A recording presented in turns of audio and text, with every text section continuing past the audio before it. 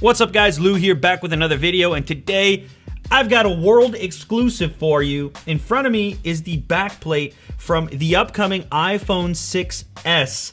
Yes, the phone that doesn't even exist yet. You also probably noticed this, the world famous bend gate iPhone 6 Plus, which started this entire extravaganza surrounding the idea of these iPhones bending. But it looks like Apple is making some changes based on my inspection of this new upcoming iPhone 6s. We see some adjustments here in various measurements when I'm analyzing the new 6s backplate compared to the standard 6 backplate. So I'm gonna get rid of the bend gate phone for a minute because we're not analyzing that one in this video.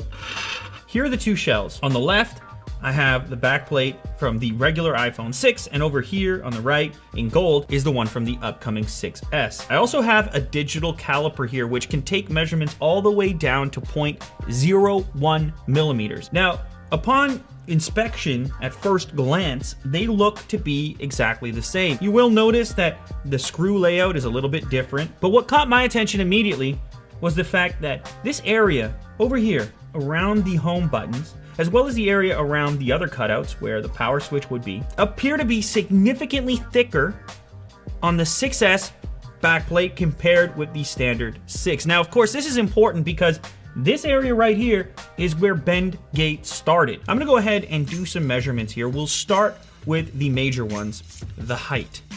Now, as I mentioned, these are gonna be very similar and close, but ever so slightly different. Top to bottom on the 6s backplate, a reading of 138.26 millimeters. With the original 6,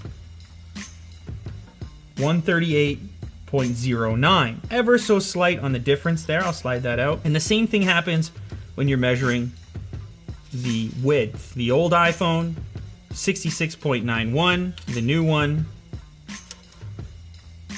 67.16. So seems insignificant, but it isn't insignificant because of the specific areas that contribute to that new dimension. Of course, as I mentioned before, the most significant near the volume button. So the old phone, this very precise measurement right where the volume buttons are, 1.14 millimeters, just over 1 millimeter. Now, on the new shell, the new reinforced 6s, 1.90, almost twice as thick in that very important region. Okay, so it's obvious that Apple has increased the thickness at various weak points in the back chassis of the iPhone 6s when compared to the 6, but the question is, will this result in a heavier overall device? So I've got a little postal scale over here, the regular iPhone 6.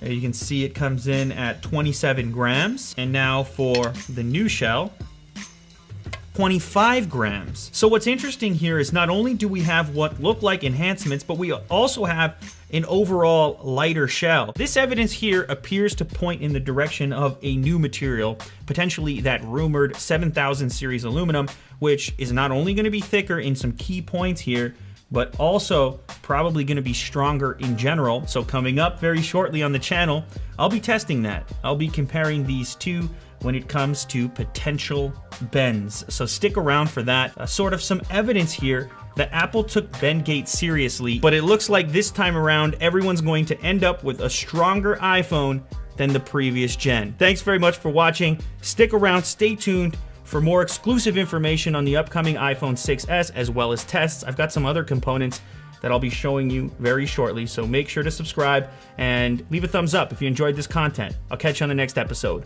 Later, guys.